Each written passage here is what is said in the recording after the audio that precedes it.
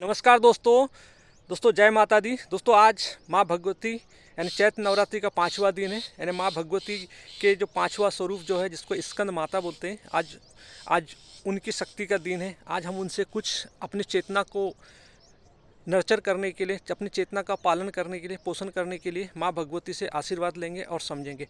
दोस्तों इसके पहले हम थोड़ा सा समझते हैं कि माँ जगत जननी शब्द जो होता है दोस्तों, इसका एक बहुत महत्वपूर्ण अर्थ होता है कि हम सभी जीव जंतु, हम सोचते हैं कि हम जन्म लिए। दोस्तों हमारा जन्म नहीं होता, हमारा प्रोडक्शंस होता है, क्योंकि हम शरीर में ही विद्यमान होते हैं, हम कहीं बाहर नहीं होते। सिर्फ ये होता है कि जो जेंडर्स जो होते हैं, मेल फीमेल, उनके अंदर ही ये सब सारी वृत्तियाँ होती है, उसी का एक रूपांतरण होता है जो हमारा एक प्रोडक्शंस हो जाता है।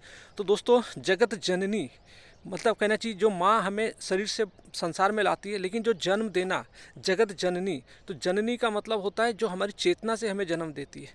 तो वो प्रकृति माँ जो है वो हमें हमारी चेतना से जन्म देती है, यानी हमें वो बुद्धि विवेक प्रदान करती है, वो हमें सारा आध्यात्मिक ज्ञान प्रदान करती है, जिससे हमारी चेतना का नर्चरमेंट होता है। दोस्तों मनुष्य शरीर से पैदा होना एक अलग बात होता है और चेतना से जन्म लेना एक अलग बात होता है। दोस्तों शरीर एक पशु का भी होता है, पशु वृत्ति में भी हम सबका जन्म होता है, लेकिन हमारी चेतना का जन्म जो होता है वो माँ जगत जननी के आशीर्वाद से ही होता है। तो दोस्तों ये नौ रूप जो नव दुर्गा जो है ये हमारे ही चेतना के उत्थान के लिए, यदि हम इन 9 दिनों की शक्ति को यदि हम समझ जाए तो हमारी चेतना में एक उच्चतम निखार आएगा और हमारे जीवन में भी एक उच्चतम परिवर्तन आएगा। तो दोस्तों माँ जगत जननी का मतलब होता है कि हमारी चेतना से हमारा नया जन्म होना। तो ये 9 दिन का जो पर्व है ये हमारी चेतना को जन्म देने के लिए माँ भगवती 9 दिन हमें आशीर्वाद देगी, ताकि हम अपनी चेतना को नर्चर कर सके, पालन पोषण कर सके और उस सत्य की राह में बढ़ सके। तो दोस्तों ये जगत जननी माता का हमारा लिए सबसे बड़ा महत्व होता है। दोस्तों इसी प्रकार जो नव देवी के जो रूप होता है, सबसे प्रथम रूप जो होता है जिसको हम बोलते हैं शैलपुत्री। तो दोस्तों शैल का मतलब होता है पर्वत किस प्रकार से स्थिर होकर खड़े होते हैं, यानी स्थिर रहते हैं, वो किसी को डिस्टर्ब नहीं करते, किसी को परेशान नहीं करते, बल्कि हर किसी को प्रोटेक्शन देते हैं हर प्रकार से। दोस्तों उसी प्रकार हमारा मन भी यदि स्थिर हो जाए तो हमारे अंदर जो कहना चाहिए जो अव्यवस्थित विचार जो चलते हैं, जिसके कारण हमारा जीवन अव्यवस्थित हो जाता है। तो दोस्तों यदि माँ भगवती शैलपुत्री से आशीर्वाद ले और अपने मन को स्थिर रखे, तभी हमारे अंदर कुछ विवेक जागृत हो सकता है, तभी हमारा मन शांत हो सकता है। तो दोस्तों ये शैलपुत्री माता का आशीर्वाद है। उसी प्रकार दूसरा जो स्वरूप आता है माँ भगवती का, जिसको ब्रह्मचारिणी बोलते हैं। दोस्तों ब्रह्म का मतलब ही होता है सत्य, नित्य, और चारिणी मतलब होता है आचरण करना। तो सत्य के आधार पे हम अपने जीवन का आचरण करना। तो दोस्तों ये होता है ब्रह्मचारिणी, और इसका वास्तविक अर्थ होता है यानी तपस्या और अनुशासन। तो यदि दोस्तों तपस्या क्या होती है कि यदि हम अपनी इंद्रियों को नियंत्रित कर ले, जो हमारी इंद्रियां अपने विषय में आसक्त होती है, यदि हमारे अंदर वास्तविक आध्यात्मिक ज्ञान हो जाए तो हम अपने अंदर, क्योंकि आत्मज्ञान ही हमें हर चीज़ क्या करना है क्या नहीं करना है वो सिखाता है। तो दोस्तों तपस्या मतलब होता है अपने इंद्रियों का ज्ञान होना, विषयों का ज्ञान होना और अपने चेतना को नर्चर करना, तभी दोस्तों हमारे अंदर अनुशासन और तपस्या आता है। तो ये माँ ब्रह्मचारिणी हमें सिखाती है कि हमें सत्य के केंद्र से रह के कैसे आचरण करना है। दोस्तों इसी प्रकार तीसरा स्वरूप जो होता है माता का, जिसको बोलते हैं हम चंद्र घंटा। तो चंद्र घंटा का मतलब होता है जो हमें जागृति देती है, जो हमारे चेतना को जागृत करती है, दोस्तों शीतलता देती है। चंद्र मतलब होता है चंद्रमा और घंटा मतलब होता है जागृति। तो यानी हमारे अंदर जो हमारा चेतना सोई रहती है, किस वजह से हमारे अंदर जो बैठी हुई पार्श्विक वृत्ति काम क्रोध लोभ मोह मद मात्सर्य, इनके कारण हमारी चेतना अचेतन हो जाती है। दोस्तों तो हमें माँ भगवती का आशीर्वाद से मिलता है कि हम अपनी चेतना को जागृत कर सकते हैं। दोस्तों इसी प्रकार माँ भगवती का जो चौथा रूप जो होता है जिसको कुष्मांडा बोलते हैं। दोस्तों कुष्मांडा का अर्थ होता है, कु मतलब होता है छोटा और उष्मा मतलब होता है प्रकाश, ऊर्जा और उष्मा। तो और कुष्मांडा अंड का मतलब होता है एग्ज, मतलब ये पूरा ब्रह्मांड। तो जो माँ भगवती होती है यानी माँ भगवती यानी चेतना का वह सूक्ष्मतम रूप जो इस पूरे ब्रह्मांड का क्रिएशंस करता है, इस ब्रह्मांड को चेतना से यानी क्रिएशंस करता है, सृजन करता है। दोस्तों ये माँ भगवती होती है। तो हमारे अंदर भी अज्ञानता का के कारण जितने भी जो अंधेरा होता है, यदि हम अपने माँ भगवती का आशीर्वाद लेके हमारे अंदर भी एक नया, हमारी चेतना का एक नया क्रिएशंस हो सकता है और हमारे सब अव्यवस्थित थॉट हट सकते हैं। दोस्तों, वननेस होना, कुष्मांडा का अर्थ ही होता है कि मतलब चेतना का वह स्वरूप, चेतना का वह सूक्ष्मतम स्वरूप जिससे पूरा ये जगत उत्पन्न होता है, कहना चाहिए। इसीलिए हम सब, कुष्मांडा मतलब होता है हम सब के प्रति एक भाव से देखना, यानी जैसे सूर्य सबको रोशनी देता है, वो किसी में भेदभाव नहीं देखता, तो वैसी माँ भगवती बोलती है कि ये चेतना का जो स्वरूप है, जीव जंतु पशु पक्षी व्यक्ति सब कुछ उसी चेतना के, उसी सूक्ष्मतम चेतना के स्वरूप से ही ये ब्रह्मांड उत्पन्न हुआ है। तो हम सबको एक दूसरे के प्रति समानता के भाव से देखना चाहिए, वननेस के भावना से देखना चाहिए। दोस्तों, ये कुष्मांडा का अर्थ होता है। दोस्तों, आज 5वां दिन है और आज हम समझेंगे माँ भगवती का इन्हें 5वां दिन, स्कंद माता। तो दोस्तों, स्कंद माता 2 शब्दों से मिलकर बना होता है।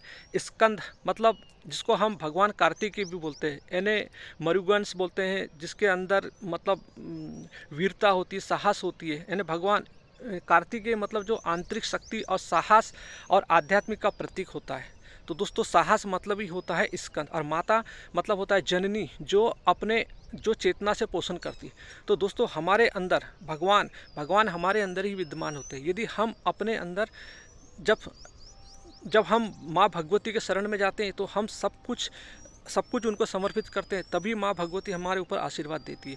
तो दोस्तों, इस प्रकार से ये 2 शब्दों का अर्थ होता है स्कंद मतलब साहस, जो भगवान कार्तिकेय के रूप में बताया गया, और इसका माता मतलब जननी। तो 2 स्कंद माता का अर्थ होता है भगवान कार्तिकेय की माता भी बोलते हैं इसको। तो दोस्तों, इसका और वास्तविक अर्थ क्या होता है, तो जो स्कंद माता वह अवस्था होती है जब साधक, यानी आत्मा में जो उसकी जो आंतरिक दिव्य शक्ति उत्पन्न होती है, तब दोस्तों यहाँ साधक का मतलब हम समझते हैं कि साधक किसको बोलते हैं। दोस्तों, साधक वह होता है जो माँ मतलब आध्यात्मिक राह पे निकलने के लिए चल पड़ा है। दोस्तों, अभी हम लोग जो है सिर्फ हम अपने खाली एक मतलब देखा देखी कथा कथित लोगों से सुनी सुनाई बातों पर हम चल रहे हैं। हम कोई साधना के पथ पे नहीं निकले। साधना के पथ पे जो निकलते हैं, ये उनके लिए ये गुण है, ये नवरात्रि का पर्व उनके लिए है जो माँ भगवती से सही में कुछ पाना चाहते हैं दोस्तों, और उनके लिए अंदर उन्हीं के लिए ये साधना और ये सब कुछ है। तो दोस्तों, साधक वो होता है जो उस राह पे निकलता है। अभी तो हम साधारण व्यक्ति, हम तो देवी को समझते ही नहीं, इसलिए दोस्तों ये 9 दिन है जिससे आप समझ सकते हो। तो साधक वो होता है जो मुक्ति के राह पे, आध्यात्मिक राह पे निकला होता है, जो सोचता है कि मैं जैसा हूँ मुझे ऐसा नहीं रहना है, अपने चेतना में कुछ निखार लाना है, तो वो व्यक्ति साधक कहलाता है। साधारण व्यक्ति साधक नहीं कहलाता दोस्तों। तो साधक, ये सारा वृतांत जो है दुर्गा सप्तशती का और ये 9 दिन जो है वो साधक के लिए जो हमें बताया जा रहा है। तो दोस्तों, इस प्रकार से हमने समझा कि मतलब, तो दोस्तों स्कंद माता वह अवस्था होती है जहाँ आत्मा साधक की, कहना चाहिए, जो आंतरिक शक्ति और साहस उत्पन्न होती है। दोस्तों, जब साधक का मन शुद्ध, स्थिर और समर्पित हो जाता है, तभी उसके अंदर से ज्ञान, विवेक और साहस पैदा होता है, साहस उत्पन्न होता है दोस्तों। तो कहना चाहिए कि वास्तविक परिचय, यानी चेतना की वह अवस्था जहाँ, कहना चाहिए चेतना की वह अवस्था जहाँ आंतरिक दिव्यता और सत्य के संघर्ष के लिए शक्ति का उत्पन्न होना, उसी को ही स्कंद माता कहते हैं। तो दोस्तों, हमारे ही चेतना के अंदर उस दिव्य शक्ति का प्रादुर्भाव होना ही स्कंद माता कहलाता है। तो दोस्तों, माँ भगवती हमारे ही अंदर है। जो हमारे अंदर जो व्यक्ति, जो साधक निकलता है, माँ उसके लिए शुद्धता देती, करुणा देती, शक्ति देती और संरक्षण देती है। माँ भगवती ही उसको हर चीज़ से परिपूर्ण करती है। दोस्तों, हमारे अंदर हमारी जो आंतरिक विकास है, आध्यात्मिक राह की जो विकास है और जीवन मुक्ति के जो राह है, उस पर चलने के लिए माँ भगवती हमारी चेतना में शक्ति प्रदान करती है। तो दोस्तों, इसी प्रकार से स्कंद माता हमें आंतरिक शक्ति, आंतरिक दिव्यता और साहस की शक्ति प्रदान करने वाली है। दोस्तों, जब तक हमारा मन, यदि हम माँ भगवती की प्रार्थना करते हैं, जब तक हमारा मन शुद्ध, स्थिर और समर्पण, इन्हें कहना चाहिए प्योर डिवोशंस और स्टेबल नहीं होगा, तब तक we can not get the knowledge, discretions and करेज।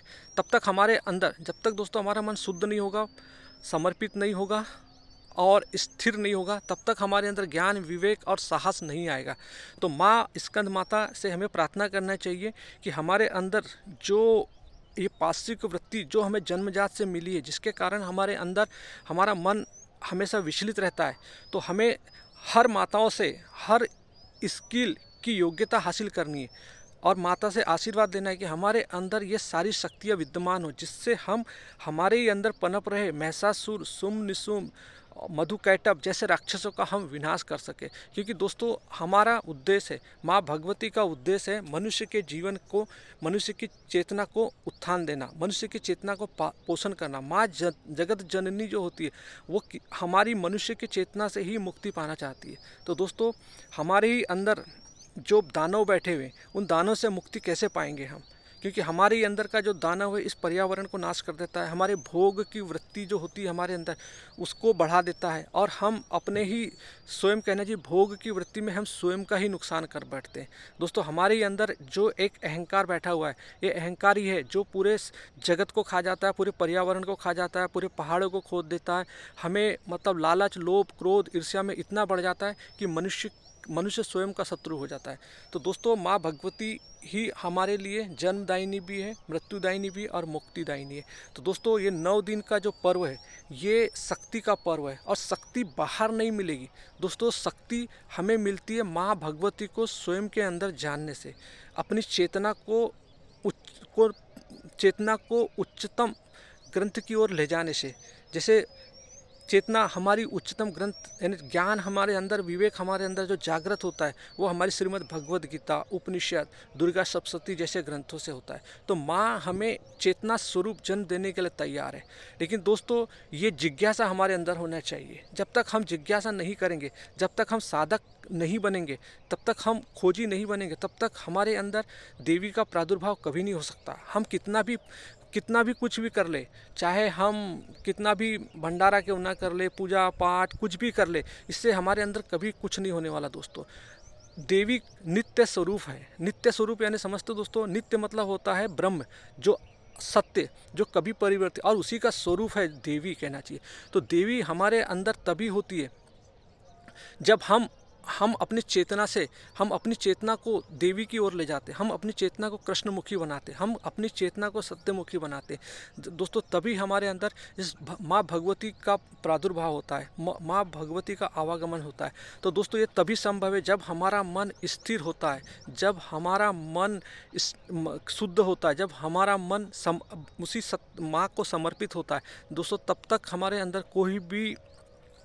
कोई भी कहना चाहिए हमारा अज्ञान नहीं हट सकता। तो हमारा अज्ञान सिर्फ समर्पण, विवेक, दोस्तों हम कितनी भी भक्ति कर ले दोस्तों, जब तक भक्ति के साथ यदि ज्ञान नहीं होगा तो हमारी भक्ति कभी सफल नहीं होगी दोस्तों। ज्ञान और भक्ति दोनों साथ साथ चलते हैं। तो इसीलिए दोस्तों माँ भगवती हमारे लिए एक अवसर लेके आई है। ये 9 दिन में इन 9 शक्तियों के अर्थ को समझकर यदि हमने जीना शुरू कर दिया तो निश्चित ही दोस्तों हमारे अंदर जितने जो हमारे बाउंडेज जो है, हमारी मान्यता, परंपरा, कल्पना जो हमारे मन पे छाई रहती है और हमें नचाते रहती है एक बंदर की तरह दोस्तों, हम इससे मुक्त हो जाएंगे और जीते जी एक बेहतरीन जीवन जिएंगे। यही माँ भगवती के 9 दिन की उपासना है। तो दोस्तों आई थिंक यदि माँ भगवती का ये आशीर्वाद यदि आप लेना चाहते हैं तो दोस्तों आध्यात्मिक राह पे चलिए। मेरी यही प्रार्थना है माँ भगवती से हम सब के लिए कि हम सब उस सत्य की ओर बढ़ें, उस माँ भगवती के वास्तविक अर्थ को समझें और ये जो चल रही जो भी हुड़दंगबाजी है इससे हम मुक्त हो। दोस्तों हम जो समझते हैं कि हम डीजे वीजे बजा के नाच गाना एक करके हम देवी को पालेंगे दोस्तों, ये हमारे लिए, ये हम अपने लिए और मुसीबत खड़ी करते जा रहे हैं। देवी इससे कभी प्रसन्न नहीं होती, देवी हमारे लिए और रोड़ा खड़ी कर देगी दोस्तों। देवी शांत स्वरूप है, देवी का स्वरूप ही स्कंद माता के, जो कि जब तक हमारा मन शुद्ध, स्थिर और समर्पित नहीं होगा तब तक हमारे अंदर ज्ञान, विवेक और साहस पैदा नहीं होगा। और दोस्तों जब तक नहीं होगा तब तक हम अच्छा जीवन नहीं जी सकते। तो दोस्तों यदि ये वीडियो अच्छा लगा तो इसको शेयर कर दीजिए, लाइक कर दीजिए, ताकि इसी प्रकार की आध्यात्मिक शिक्षा मैं आपके लिए लेते आऊँ। धन्यवाद दोस्तों।